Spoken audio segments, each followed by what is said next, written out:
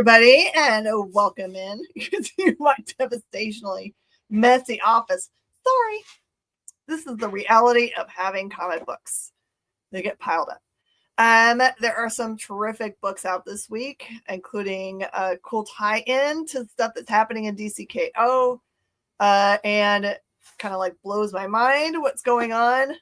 I'm so impressed by the imaginations of the creators that are coming up with this stuff, because you kind of feel like at some point maybe they've used all the ideas that are in the universe, and clearly that's not true because they're keeping me on my toes all the time.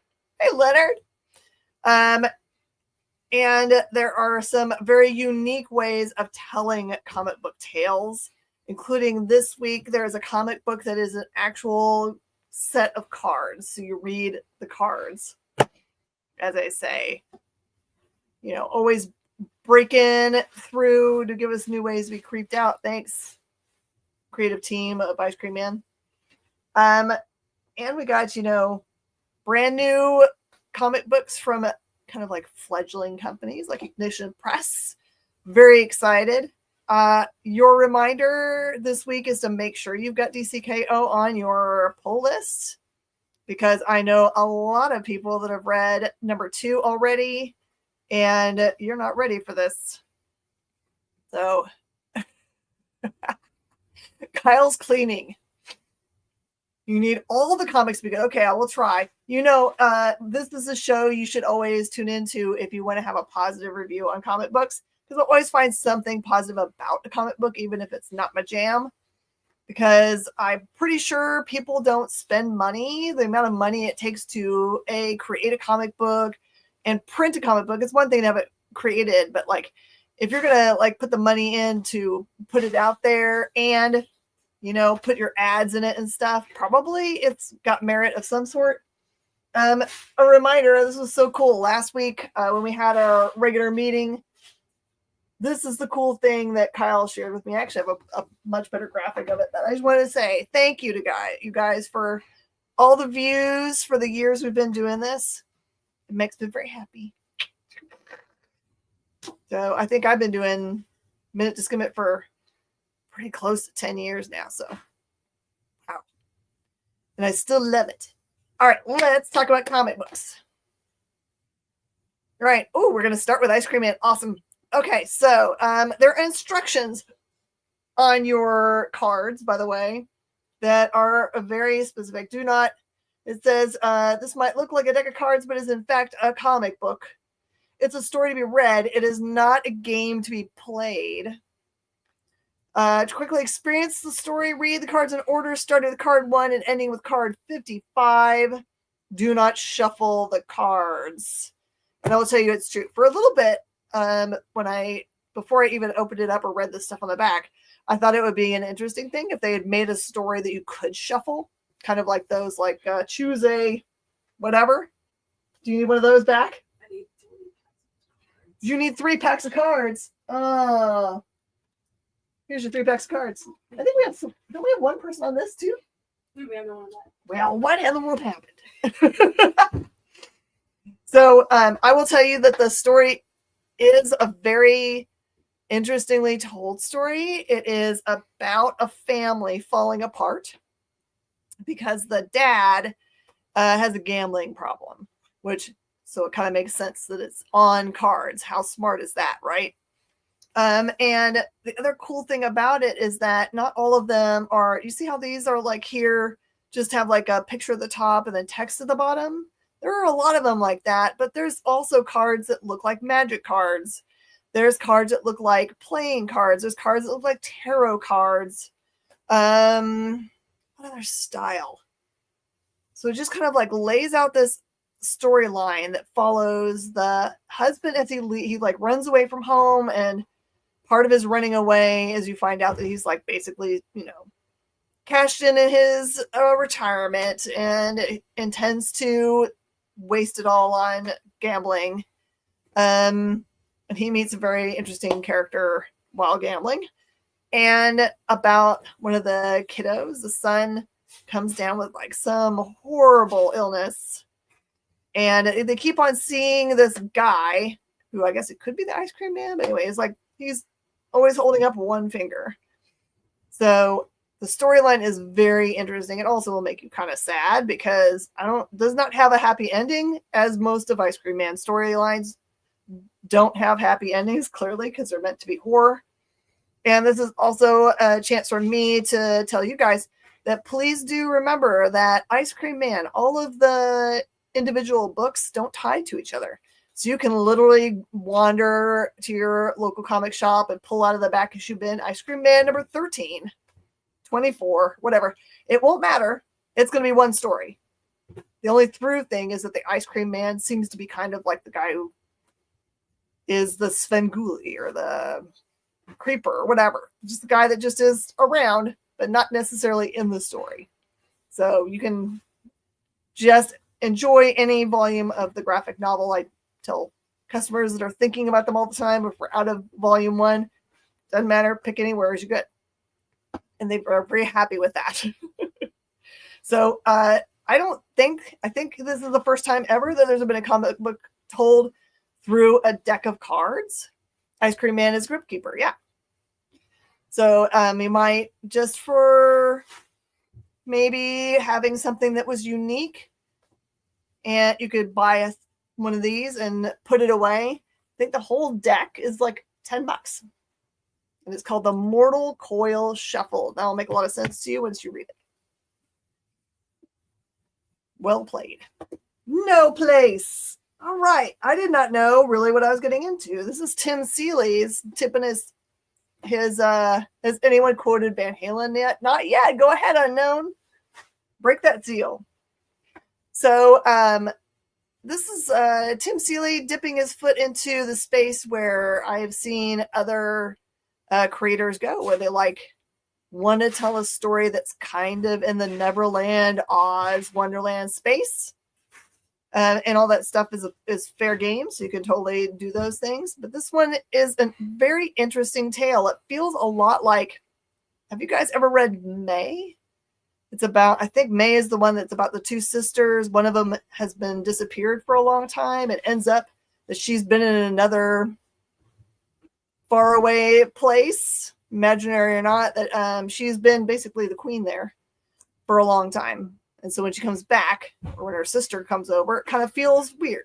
This one is about this girl who, when you meet her, it is clear that she is having some kind of have I been in this faraway land, or have I not been in this faraway land? I feel like I've been gone, and I can tell everybody all the things about it, the creatures that are there. Like this tiger you see here is actually a winged tiger. And the land has a name, and it seems very magical. When you first read the first page of the book, is kind of like almost poetic. It's very beautiful. Feels a little bit like the pages of, is Solo the one that has the cool queen tiger in it? It looks a little bit like Disney. I think that's the right one. But anyway, that's the kind of art style. Real dreamy, beautiful, real cool. But it's very clear as the book goes along that it's because creatures and things that are definitely not human keep kind of showing up into her life. And she seems to know what they were or are. But also you're kind of like, I don't know. Is there a thin place between the actual place she thinks she's been? Or is she just losing it all together? Isola has the tiger. Okay, cool. My brain is actually working today. Woo! Yeah, I mean, it's just really, really gorgeous. And I don't mind books like this where even at the end of the book, you're going, okay, well, what it's presenting is something that they actually mention some of those other places. Oz or Neverland or Wonderland or one of those things. But this other place is somewhere different. So it's I say, if you haven't jumped anywhere for Ignition, trust Seeley, and give it a read. Try it out. Planet She-Hulk. Oh my word. Okay, this book takes place after one of the sons of Hulk, not Scar, but his other son, Bar something. I never remember his other son's name. I actually didn't know he had another son. I knew about Scar, but I didn't know about the other son. Both of which were born on Sakaar or El Nuevo Sakaar. New Sakaar? I don't know. So the son has passed on, left his 5 wives. I mean, it must be nice to be king of Sakaar, I guess. And because Hulk has been the king there for so long, there's kind of a vacuum of power, which Hulk has been there and been kind of keeping everything cool, but he needs to go do something else. So he asks Jen to come, and he swears he'll be back in 5 days. All this information is like in the first page or two. So he'll be back in 5 days. There's also 5s in this now that I think about it. Be back in 5 days, which is not true. But you never really know. Something must have happened on his end for the reason why he couldn't come back. Because I don't think he's the kind of guy to just lie about those kinds of things. It does sound awful expensive, but I guess if you're the king of a place, then it works out okay. So this book is all about her hating what she's been forced into. She doesn't really want to be the person that's in charge at all. And there is some jostling amongst other creatures on the planet that would like maybe to be in power, which is kind of funny because I think if they just asked her nicely, she'd probably be like, cool, excellent. But her goal is to try to find somebody that has a ship that can get her off there. It's not Braun. No, it has he has some other hyphenated name that I've never heard of before. So and all the stuff I've seen about it, I don't think I've seen anybody say that that's a first appearance character. So anyway, this ends really coolly with the desire is to read more. Honestly, I'll read anything with Jen. I always think she's super awesome, and yeah, this is a fun romp, especially if you've ever liked any World War Hulk or Planet Hulk or Son of Hulk, Scar, or any of those things. This is a great place to read. All right, I will give you a full heads up. I have never read anything with Echo in it that I remember. Also, it is Stephanie Phillips. That's right. Trust Stephanie Phillips. So this is, and I know that Echo, or at least I think people have told me that Echo is like one of those characters that everyone likes to play in Marvel Rivals, but I don't also know if it's because she has like special powers or something. But this is what I think I've figured out from reading this book, which is a really cool book, by the way. So it appears that I think this character is deaf because most of the book is about her being able to understand what people are saying by looking at their lips. So I'm assuming that that's what's going on. She is on the hunt for a relative of hers who in the past has had a substance abuse problem, but has come out of it before. And it looks like this family member might have been suckered into some kind of cult. And so this is about her going to go hunt her down or try to rescue her. But the cool thing about it is who ends up being in charge of this thing. That's going to be kind of like a thing that blows your mind. And the other thing is the coolness about it looks like they are using by a way to kind of like control people that she, because of her deafness, has some resistance to. So really pretty art. Yes, it's kind of like a different kind of art than I remember seeing in any other books. So I don't know. It's a good place to maybe jump into this character if you've never read anything with them in it.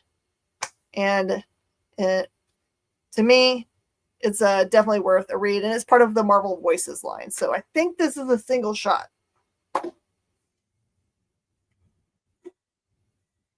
Amazing Spider-Man. I know that it's weird for me to read number 15, but it caught me in the cover because it said new suit, new alien, new nemesis, question mark. And this was like all kinds of cool. So from what I can glean, I haven't been reading this series very carefully, so I feel like I might have some information I'm missing that happens before this one. Although they usually do a good job of giving a synopsis at the beginning. Let's look and see if it has like any kind of like lead-in synopsis. Hold on, maybe that's something I can read those things to you, right? Because that's like all public. See if it gives me any hints. Nope, there's none. Wow, that's crazy. They don't have one. No, here it is. Never mind. Here it is. It says, when Spider-Man was defeated in combat by Hellgate, see, I totally missed that part. I don't know who Hellgate is. The final punch launched him light years into space. He was saved from certain death by Dr. Xanto Starblood, an extraterrestrial scientist who agreed to make Peter stronger so that when he returned to Earth, he could defeat Hellgate for good. But the research would cut short when Peter discovered Starblood had been secretly experimenting on sentient beings. With the help of his new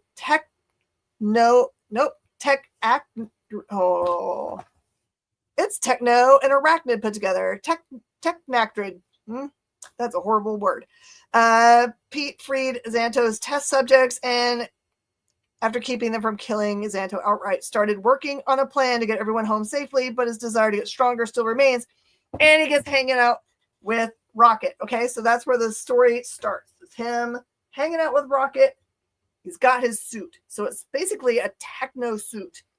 And you can actually see it there. So think Venom, but if Venom wasn't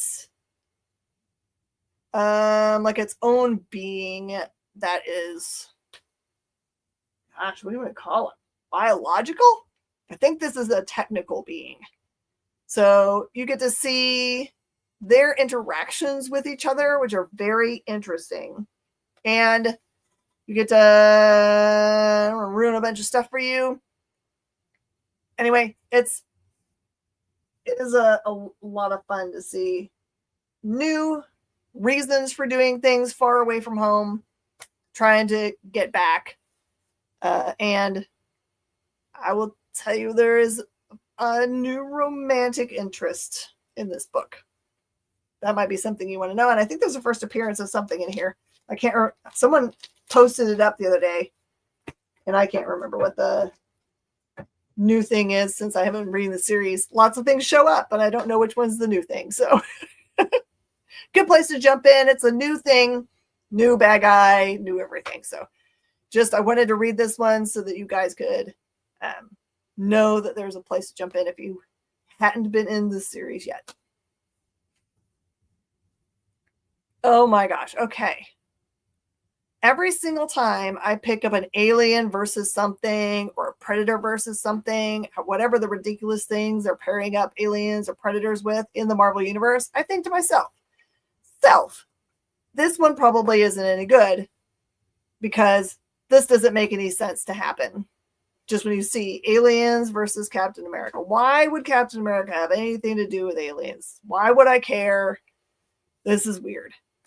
But I will tell you, I'm so happy. Oh my gosh. Okay. I love aliens and I love Captain America. But how they get this stuff together is just blows my mind. So this one has a big bad. The big bad is Hydra. Hydra is very sure that they want to go and find something to help them with their Hydraness, which is what they do. And they basically are strong-arming a character to kind of show them. They want them to find this really powerful thing. Specifically, this might be a tiny bit spoilery, but it is like the key to the beginning of the storyline. So I don't think it's that bad for me to share this part with you. That they are looking for, they want to find Adelon, which if you don't know what Adelon is, it's the home world of the Inhumans, because they want to use, I don't know how they think they're going to like control the Inhumans. But anyway, they believe there's a source of power that the Inhumans have that Hydra can use and do stuff. But, and they like are brought to somewhere, and that person, they like, of course, pew pew them because that's what they do. And they, instead of showing them where Adeline is or was, there is something else that is taken over, which probably now you can figure out. So the idea, to me, the idea of, if this has happened to the real Inhumans, what would that look like? What would happen if you had an alien, like take over, implant themselves in an Inhuman? What does that mean? What happens? Do they get any powers? Have you guys ever thought about that? If an alien implants somebody that's a mutant, or I don't know, an Inhuman or whatever else, kind of like a god, do they get anything out of that? Or do they just like get the form? Because we're used to seeing them get form, right? You've seen a dog alien, you've seen a bull alien, you've seen all those other kinds of looking aliens. What happens? I know, it is very scary to think about. We'll have a long talk about it next week, maybe. All right. There hasn't been a Doctor Who comic book in a little while, and I haven't watched Doctor Who in a long time. I actually don't know if Doctor Who is currently in a season or not. But if you're missing Doctor Who and you want to get into Doctor Who, here you go. Here's the story of this Doctor Who, which is the 15th iteration of the Doctor, I believe, who is a very snazzy dresser and has a very cool looking sonic screwdriver. And in this one, he has lost his companion. His companion's been grabbed up and brought to this like middle of, I think, space prison where no one ever gets out of there. No one ever gets out of there. So the Doctor kind of like weasels his way into said place in order to try to get her back. It looks like so the prison is actually just outside the event horizon for a black hole. So once you go there, you can't come back out of there. I don't actually know how he's going to get out of there, but that includes all of the guards and the oh, heck yeah. It was so long that Rook Exodus was on hiatus, and I was so excited to have it back this last issue. So continues to be amazeballs. Things that I found out in this issue that I don't know has been presented before is that Dire Wolf's father, who is called, I think, Hellhound, because you get cool names, was one of the guys that was there at the beginning of the formation of this planet. He is the one that started the world engine, basically, or knows how the world engine works. That everyone's trying to get started again because the planet's pretty much dying. And there are some very bad mask wearers that are part of this world that are vying for power over, I don't know why you'd vie for power over a dying world when you all work together to get the world engine working. But anyway, you might guess what kind of mask wear you might encounter given the creatures that are on the front cover. But you also get to see another brand new character that I've never seen before.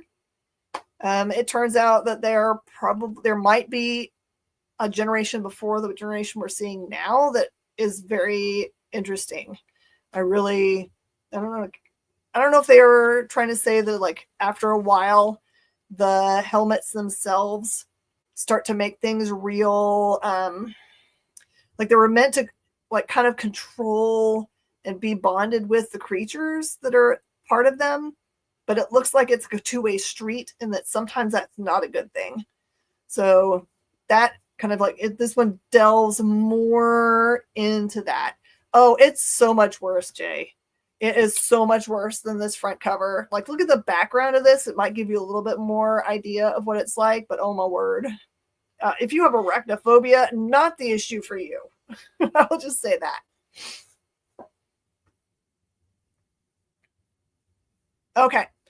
I haven't been reading the G.I. Joe part of this universe for a while, so I was worried that I was going to be lost, but thank goodness I read a lot of the early stuff. Like I read the little standalone series that focused in on Destro.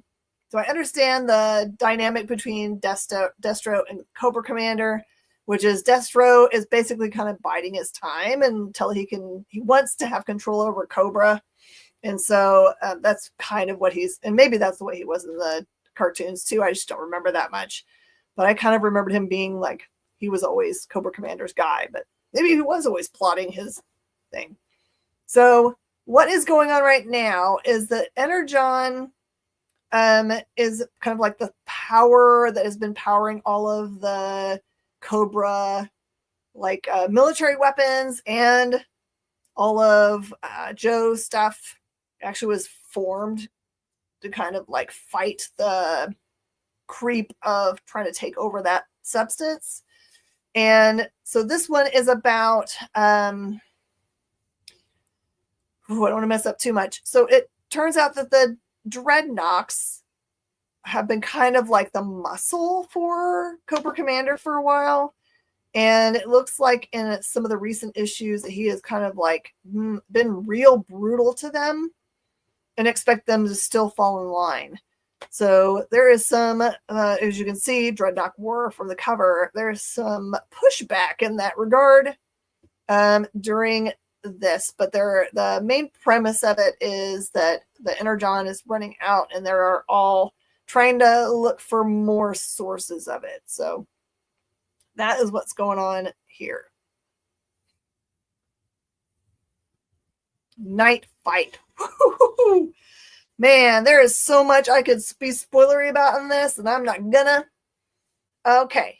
Night Fight is part of DCKO's big storyline.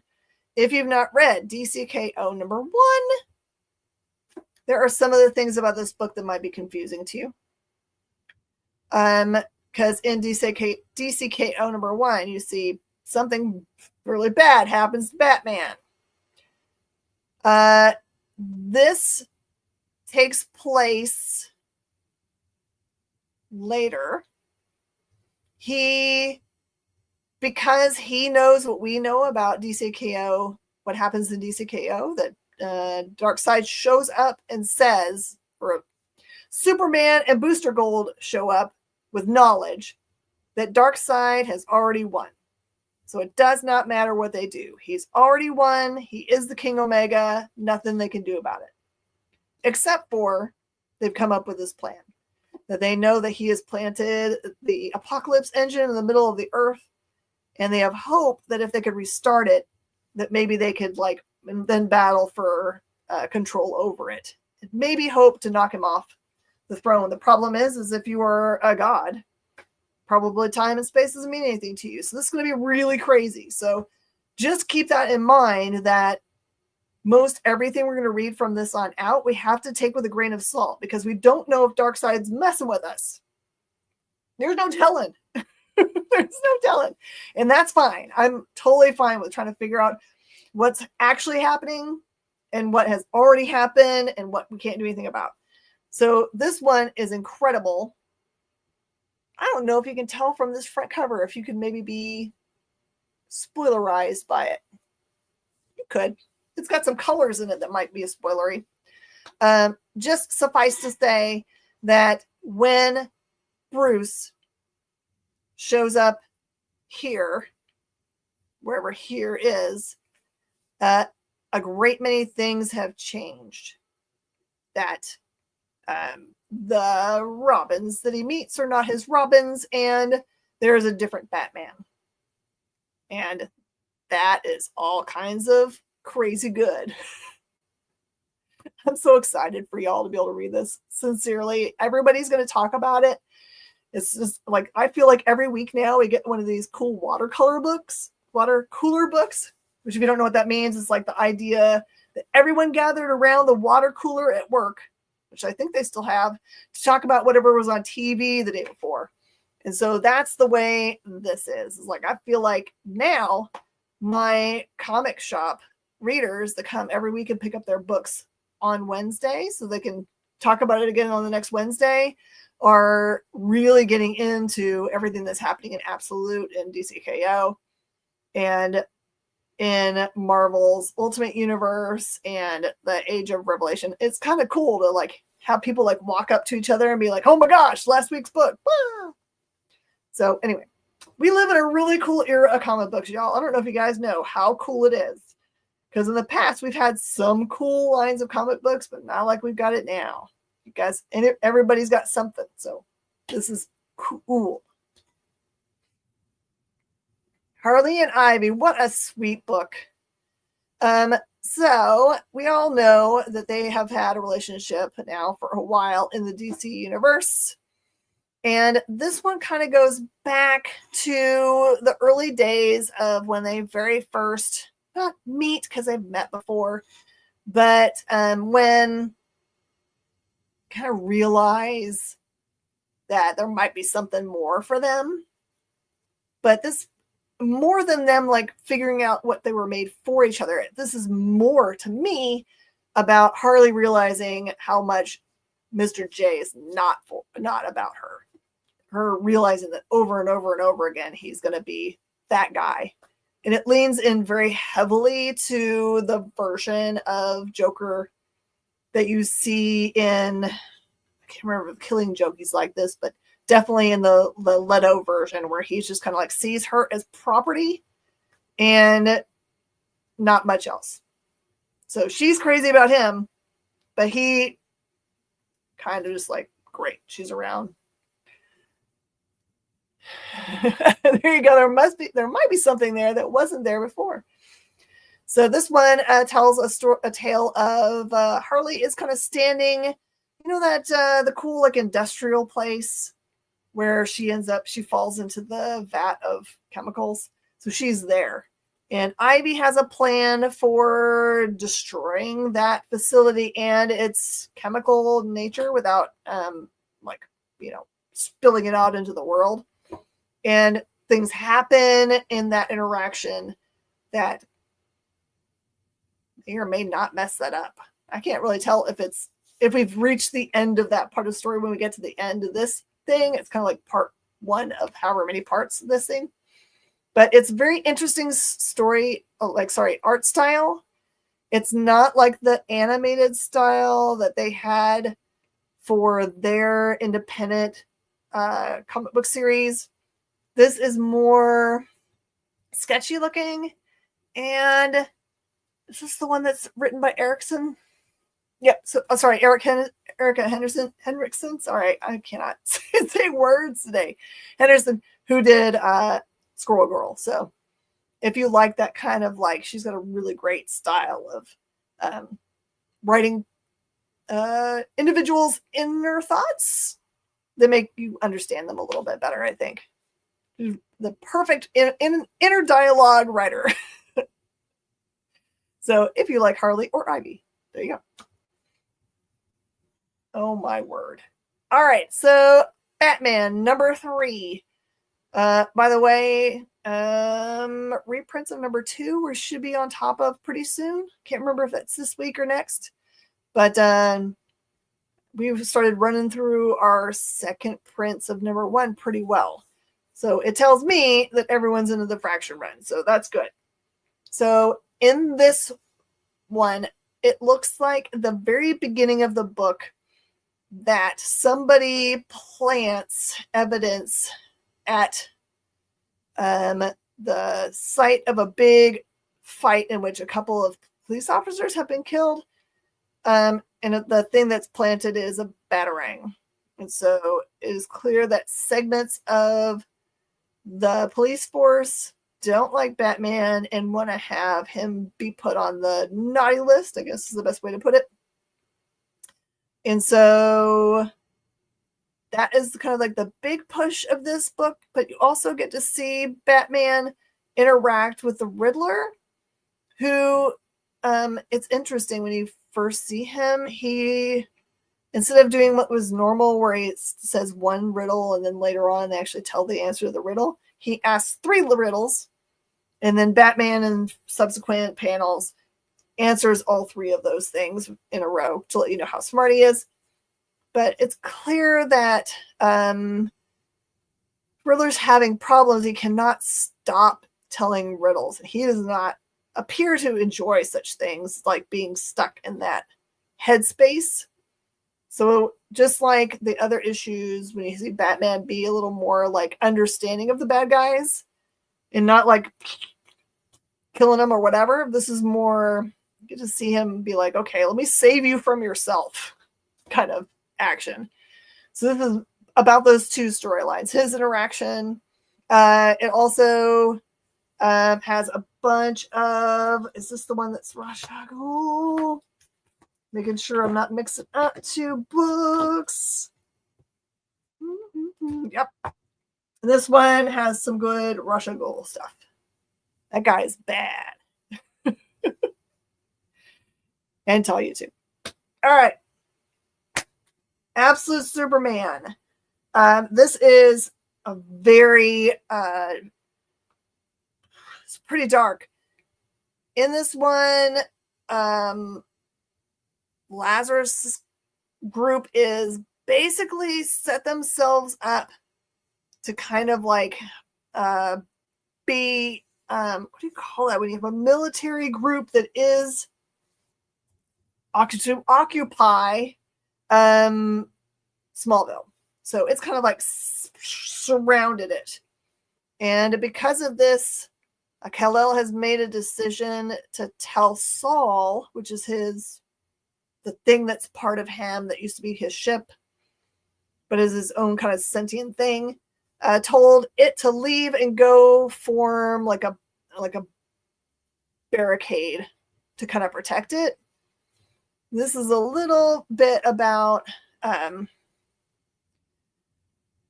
their kind of like their split up relationship trying to do this. Everyone kind of acknowledging what Kal-El's doing and trying to protect them, even though technology's not from there, and when they first showed up, they didn't really trust him. And it's also a bunch of dialogue between Jimmy and Lois, who were on opposite ends of the spectrum. One of them was the Lazarus group, and one was I forget what the other group is. Is it Omegas? So many groups. How they were on opposite ends of the spectrum, and they're trying to discuss when did they realize that they were not on the right sides, that they were not doing the right thing, and that Kal-El was really the right side to be on. So great, awesome storyline. Don't miss it. It'll make you so happy to like have read it. This series continues to be killer. All right, and I'm finishing up early tonight on this stuff. Sorry, y'all. Absolute Green Lantern. This is my first time reading Absolute Green Lantern because I hadn't had a chance to have it be my book. And since it said it has a new story starting here, I thought, perfect. Here is a way for me to jump in and understand it. Just like the Absolute Flash that we had last week, which was also number 8, basically went back and told some big story, origin story stuff, and touched back on Barry, which we have no idea really, right? Where's the rest of our traditionally Flash characters? And that was incredibly good. If you didn't get that last week or week before last when that came out, go hunt that down. Okay. So in this book, this basically follows this character that's on the front cover, who I think is named Sojourner.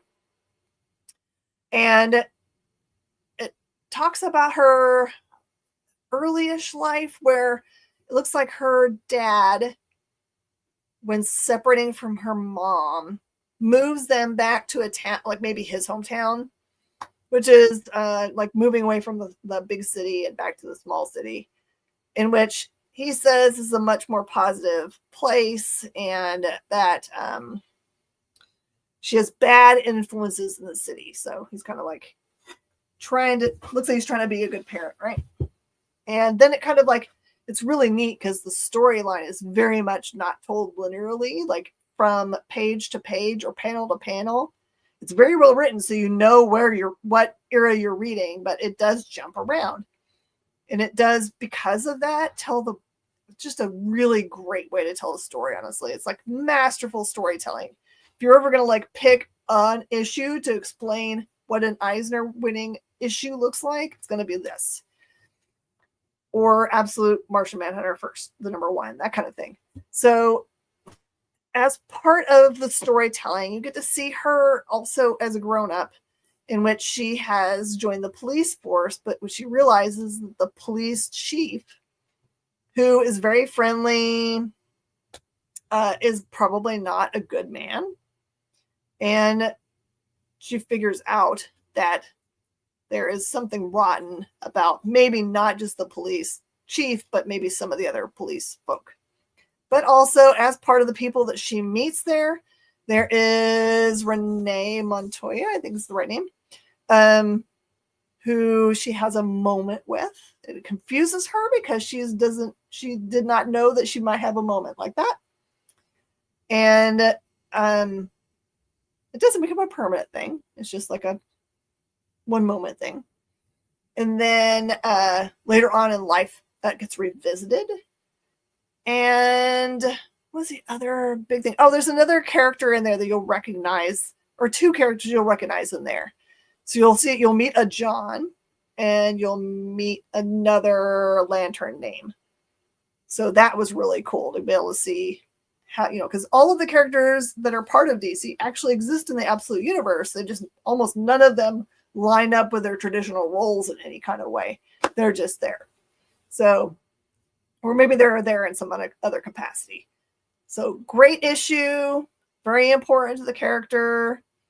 And it doesn't get to any kind of Green lanterning kind of stuff until the very, very end, when it kind of shows what happens to have her be exposed to that lantern power. So great read.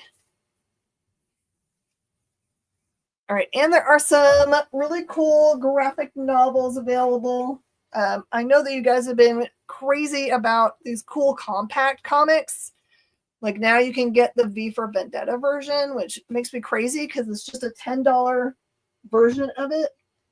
Also, the Big Fat Savage Sword of Conan, you finally have the first graphic novel for it. They kept it true to its size, which I thought was really, really awesome of them, because that's part of the thing for those books is the art is so gorgeous. You don't want to like shrink that stuff up. The Jedi Knights storyline is kind of wrapped up for volume 1 into this week's release. Also, you get the new volume of Moon Knight, Fist of Khonshu. Doctor Strange of Asgard's out this week. The Star Wars High Republic Adventures Volume 5.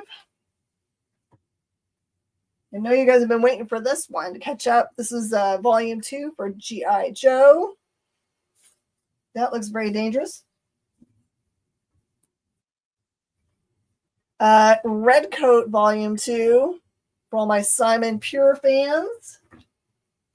They're rocking and rolling through the smaller size Invincible volumes. So you now got volume 12 for that.